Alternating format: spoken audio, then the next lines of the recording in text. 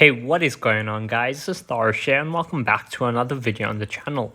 Today we're back with another video on our Season 14 Rebuilding Glory campaign in Lord of the Rings Rise to War. So if you guys do enjoy this video, please do drop a like, comment, and subscribe to the channel, and don't forget to turn those post notifications. Anyway, let's get straight into it. So it has been a little bit since the last update video, and well, the season hasn't gone as brilliantly as, the last two seasons we had. The last two seasons with Lion went pretty great, like pretty great, even though, there was like several white alliances against us and all that stuff. But overall, we did pretty well, and it was a pretty easy, well, not easy, but it was a pretty solid fight throughout the season. However, we weren't in any real danger. I say that even though it did get pretty hairy at times, but we had confidence that we would be able to come out of it. And yeah, this season has not gone that way, even though we have another strong fellowship with us.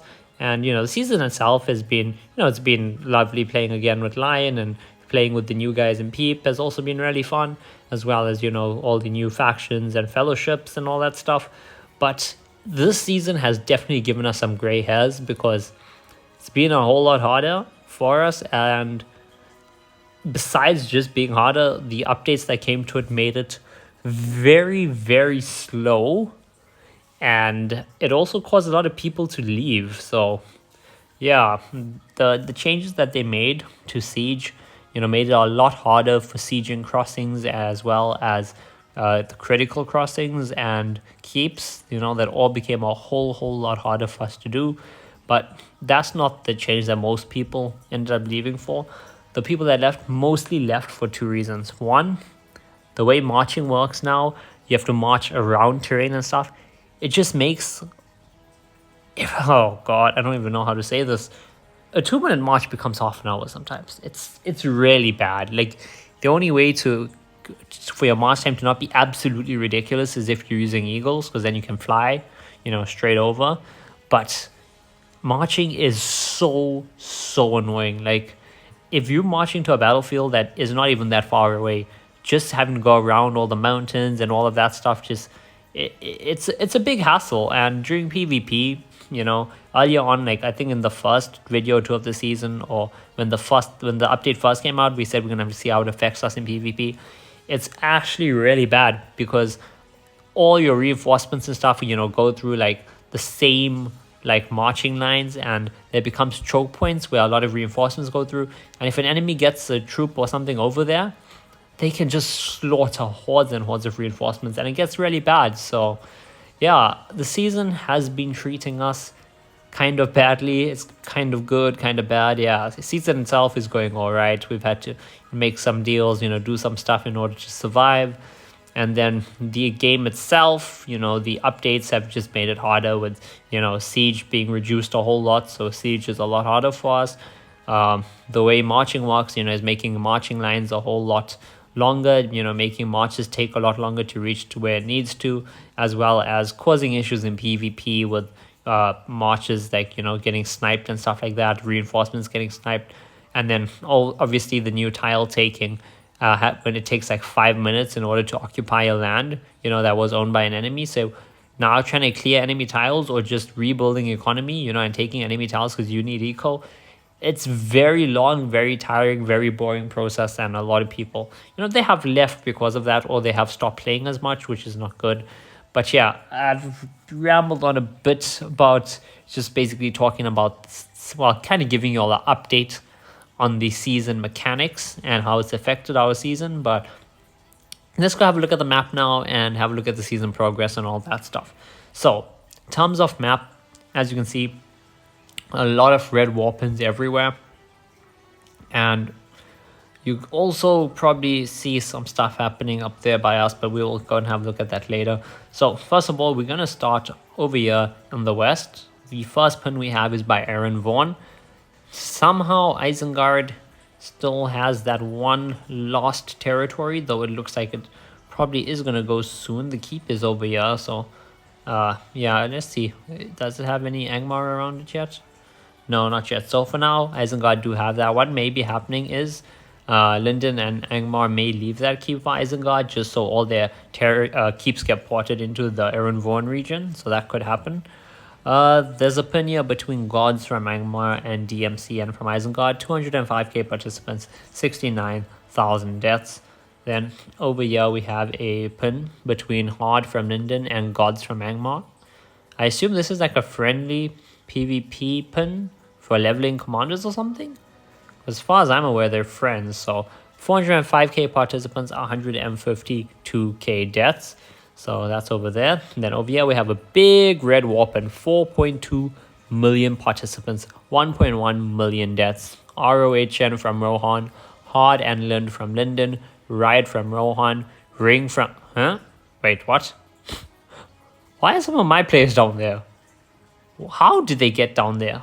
Huh? Okay. I don't understand how there are some Ring players down here in Torlau, but apparently we're down there? And then some home from Gondor? Can I... Wait, is there... Wait. Can I see the Ring forts or the Loth forts? I am very, very confused. Oh, yeah, who is it? Grower Alp. That guy is everywhere. I don't know how long he took to fort down here, but apparently my dude is chilling and fighting in the middle of Nan Lufne and Torlau. Okay. Guy, apparently Ring is chilling down there doing some fighting. And we contributed more than Home did in that fight, so that's nice. Very interesting, but yeah, very, very interesting. Was not expecting that. Can we click on this pin? So there's a pin behind. There's a nice big red pin behind this pass that I would love to be able to click on. Let's filter by... let's see. No.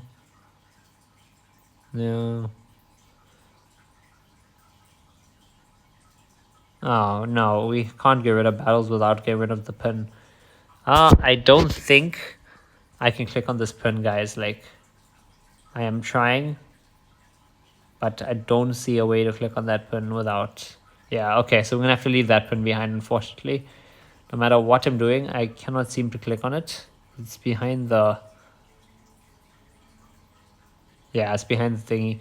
Okay, over here, instead, we have a pin between Home from Gondor, Hard, and Lind from Linden. 1 million participants, 317,000 deaths.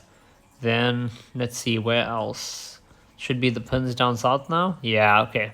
So we have the big, big war pins over here. So, the first pin is Nord from Mordor, John, Rek, and Loth from Erebor, and TGEL and Esme from Mordor. 9.3 million participants, 2.9 million deaths. So massive, massive warpin there. Then another smaller warpin, but still pretty big, 2.6 million participants, 832,000 deaths. Salt from Rune, Nord, TGEL, Solo, and Esme, as well as Tome from Rune. So that's in the Eastern Wastes. Rune and Erebor are both just chilling over there. And then there is a small pin over here between Rek from Erebor and some P players still from Loth. 283,000 participants, 54,000 deaths. Pin up here in the Northern Waste, Lion from Loth, GPSC and Rek from Erebor, and Ring from Loth. 428,000 participants, 110k deaths. And I assume we still have control. Yeah, we do. Okay. We have control of our side. They have control of theirs. That's fine.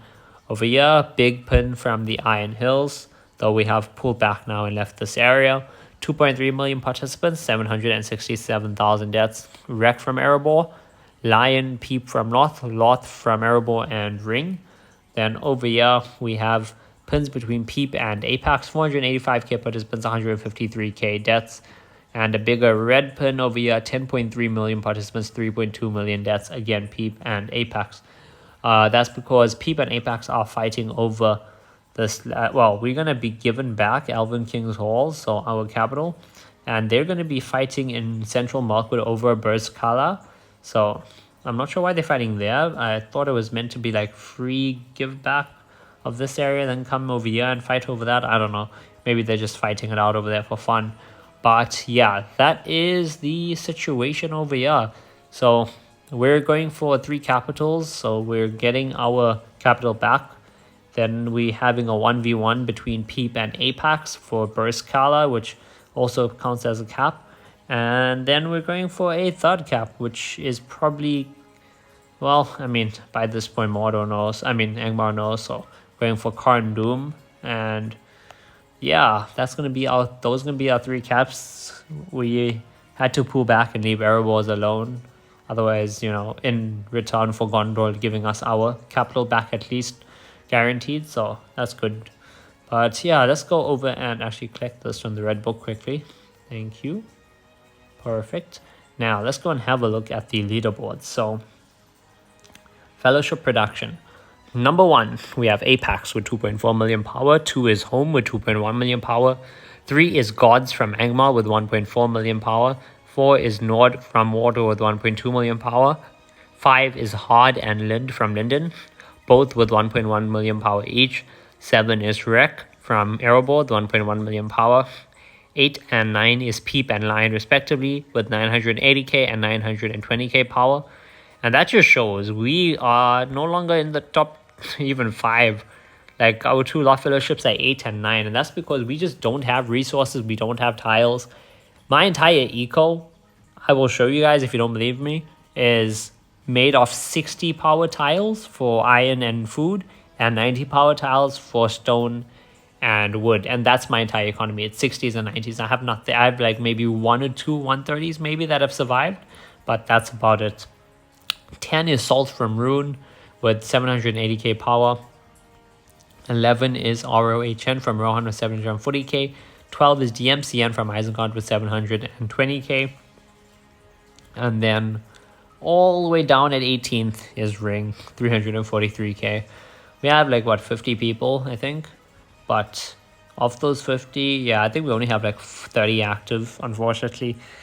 Again, the updates with the marching times and the tile taking really screwed us over. Like, even minus the people that just went inactive and stopped playing, you know, there were some others that have just not been able to play that much this season, which is fine. But, you know, they hop on during their free time, you know, they hop on, they do what they can. And, you know, that's fine. But with the new updates now, they really struggle because, like, they lose a lot of territory. Like, we lost territories, right? So they lost their farmlands. They came on, you know, maybe they have half an hour to spend to grind for the game. And now it's taking them 5 minutes to take a single land. So it really screwed us over, that part. Anyway, development level. Number 1 is Gondor at 175. Absolutely crazy. 2 is Linden at 88. 3 is Mordor at 69. We're Lot at 4 with 61. Erebor is tied with us at 61.